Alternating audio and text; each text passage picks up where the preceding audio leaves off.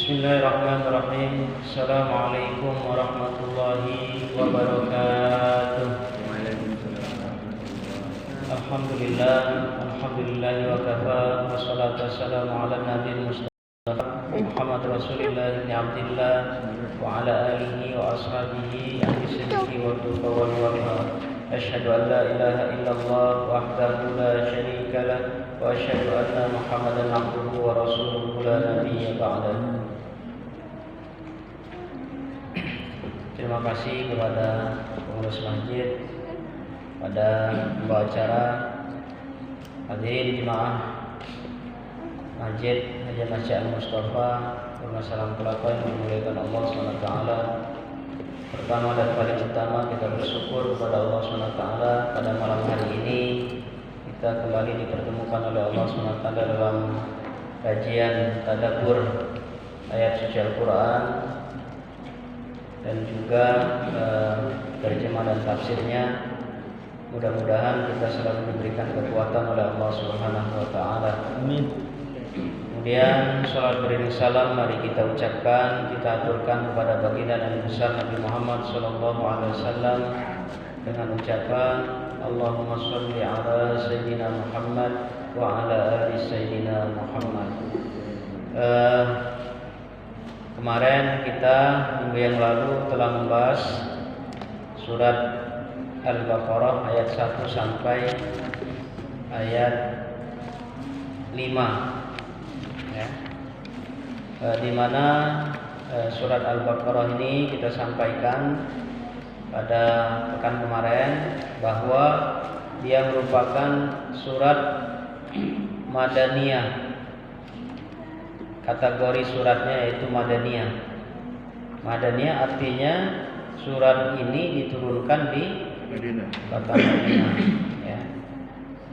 Berbeda dengan surat Al-Fatihah diturunkan di kota Mekah dan surat Al-Baqarah ini diturunkan di kota Madinah.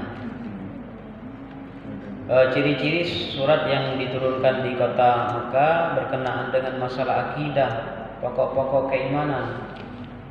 Namun yang diturunkan di Madinah ini berbicara tentang ibadah, banyak berbicara tentang ibadah dan juga berbicara tentang sosial, berbicara tentang muamalah.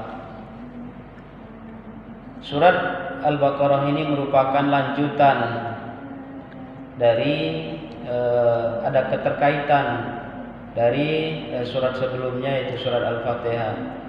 Di surat Al-Fatihah kita diperintahkan untuk menyembah hanya kepada Allah dan mohon pertolongan hanya kepada Allah dengan kalimat iyyaka na'budu wa iyyaka nasta'in. Di sini kita berjanji, kita berikrar hanya kepada Allah kita menyembah dan hanya kepada Allah kita mohon pertolongan. Karena tidak semua orang yang menyembah Allah minta tolong kepada Allah. Ada orang yang minta tolong ke dukun. Ada yang minta tolong ke pohon, sungai, matahari, kemudian cincin dan lain sebagainya. Nah, jadi menyembah hanya kepada Allah dan minta tolong hanya kepada Allah. Ayat selanjutnya kita mohon kepada Allah agar diberikan petunjuk, diberikan petunjuk, yaitu jalan yang lurus. Jalan yang lurus ini berarti jalan yang benar, yang orang-orang pernah sukses melewatinya. Dan kesuksesan itu ukurannya dari lahir sampai mati beriman kepada Allah, memegang teguh kalimat tauhid la ilaha illallah Muhammad Rasulullah. Nah, kalimat inilah yang harus dipegang, dan apabila meninggal dalam keadaan yakin dan tetap dalam keimanan dan keislaman, maka dialah yang mendapatkan petunjuk dari Allah, selamat, yang termasuk mendapatkan nikmat besar dari Allah.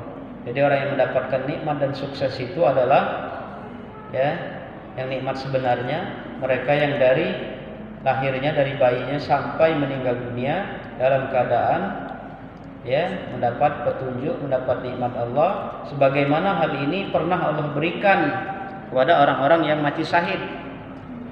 Kemudian diberikan oleh Allah kepada para nabi dan para rasul, orang-orang soleh, alim ulama, sampai meninggalnya dia mengucapkan la ilaha illallah. Nah, petunjuk ini, nikmat ini Allah jelaskan kembali di dalam surat Al-Baqarah lanjutannya. Alif Lam Mim, ini yang tahu pastinya hanya Allah, karena susunan huruf alif, lam dan mim. Tapi ada juga yang menafsirkan bahwa alif itu maksudnya Allah, lam itu malaikat Jibril, dan mim itu Muhammad. Jadi ibaratnya Al-Quran wahyu ini dari Allah melalui perantaraan malaikat Jibril dan disampaikan kepada Nabi Muhammad. Nah, itu kira-kira ada yang menafsirkan sebagian seperti itu. Ketentuan yang paling tahu tentang maknanya adalah Allah Subhanahu wa taala. Dalikal kitabul la raiba fi, kitab Al-Qur'an ini tidak ada keraguan sedikit pun di dalamnya. Hudal lil muttaqin, petunjuk bagi orang-orang yang bertakwa. Jadi di surat Al-Fatihah kita mohon petunjuk kepada Allah. Nah, ternyata jalan untuk mendapatkan petunjuk itu Allah sampaikan di surat Al-Baqarah ini, yaitu dengan jalan memahami Al-Quran dan mengamalkan isi Al-Quran. Jadi kalau kita memahami dan mengamalkan, mempelajari isi Al-Quran ini, membacanya, maka ia merupakan petunjuk bagi orang-orang yang bertakwa, hudal lil muttaqin. Jadi ternyata orang yang mendapat petunjuk itu adalah orang-orang yang bertakwa, yang menjalankan perintah Allah, meninggalkan larangan Allah, menggunakan Al-Quran sebagai pedoman, sebagai aturan dalam kehidupan sehari-hari. Alladzina yu'minuna bil ghaib, ciri orang-orang yang bertakwa itu memiliki ciri, memiliki sifat, yaitu mereka yang percaya kepada yang gaib. Yang gaib itu yang tidak kelihatan. Kalau misalkan di depan kita ini ada air mineral kelihatan, nah ini tidak perlu diterima dengan iman karena sudah kelihatan. Yang perlu diterima dengan keimanan itu yang tidak kelihatan. Salah satunya adalah Allah Subhanahu wa taala yang tidak kelihatan. Nanti di akhirat baru kelihatan. Saat ini kita tidak bisa melihat Allah karena panca indera yang kita miliki ini tidak mampu saat ini untuk melihat Allah. Jangankan kita, Nabi Musa pernah pengen melihat Allah. Pada saat di lembah Bukit Tursina, dia kepingin melihat Allah. Kata Allah, lihatlah di bukit yang itu tertancap, yang bukit besar itu. Kalau dia tetap berdiri, tetap kokoh, bisa engkau melihat aku. Tapi kalau bukit besar itu lagi hancur, apalagi engkau. Ternyata benar, baru cahaya dikit lagi hancur. Dan bukit itu sampai sekarang masih ada. Bukti hancurnya itu masih ada. Di dekat Bukit Tursina di Mesir. Alhamdulillah kami pernah ke sana. Nah, hadirin jemaah Masjid Jamaah yang dimuliakan Allah. Jadi yang gaib itu yang tidak kelihatan harus dipercaya. Karena dia akan menimbulkan, membangkitkan semangat dalam beribadah kepada Allah. Dan Allah tidak kelihatan. Malaikat juga tidak kelihatan. Neraka surga saat ini tidak kelihatan. Hari kiamat saat ini tidak kelihatan. Nabi, ada Nabi dan Rasul 25 yang disebutkan dalam Al-Quran. Tapi apakah ada di antara kita yang pernah melihat? Satu pun tidak ada di antara kita yang pernah melihat. Kuburannya masih ada. Nah, ini harus kita terima dengan keimanan ya kepada hal-hal yang gaib itu. Kemudian wa yuqimunas shalah, ciri orang yang bertakwa itu adalah yang mendirikan sholat. Di sini disebutkan mendirikan, bukan sekedar mengerjakan, tapi benar-benar mendirikan, benar-benar menghayati. Ya, biar sholat ini bisa memberikan makna, bisa memberikan arti yang besar bagi kehidupan kita sehari-hari. Jadi bukan sekedar sholat, tetapi benar-benar mendirikan sholat. Rukun sholat ada berapa? 17 atau 18? 17 ya. Rukun sholat ada 17, tambah lagi 1, 18, yaitu khusyuk, tumakninah ya, di dalam hati hanya untuk Allah Subhanahu wa ta'ala. Sebenarnya niat itu sudah ada sebelum takbiratul ihram, atau paling tidak berbarengan dengan takbiratul ihram. Di situ harus ada niat ya, mendirikan sholat ini karena Allah SWT.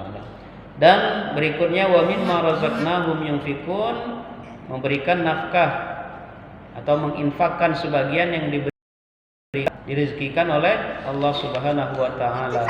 Itu juga adalah ciri orang-orang yang bertakwa. Walladzina yu'minuna bima unzila ilaika wa ma unzila min qablik, ya, juga beriman kepada apa yang diturunkan ya kepada Nabi Muhammad SAW dan yang diturunkan kepada nabi-nabi sebelumnya, para nabi dan para rasul sebelumnya. Wabil akhirati hum yuqinun, terhadap hari akhirat mereka yakin. Nah, ini kan bagian daripada ciri-ciri keimanan, bagian daripada ciri-ciri orang yang bertakwa. Nah, ini penjelasannya. Kemudian ditutup ayat 5, ulaika ala hudam mir rabbihim, mereka itulah orang-orang yang mendapatkan petunjuk dari Tuhannya, dan mereka itulah orang-orang yang beruntung. Jadi ketika kita melaksanakan apa yang diperintahkan oleh Allah SWT tadi, maka kita akan menjadi orang-orang yang beruntung. Beruntung di dunia, beruntung di alam kubur, dan beruntung pula di akhirat. Jadi kebahagiaan, keselamatan, kesuksesan yang terus-menerus, yang berlanjut dari dunia hingga akhirat.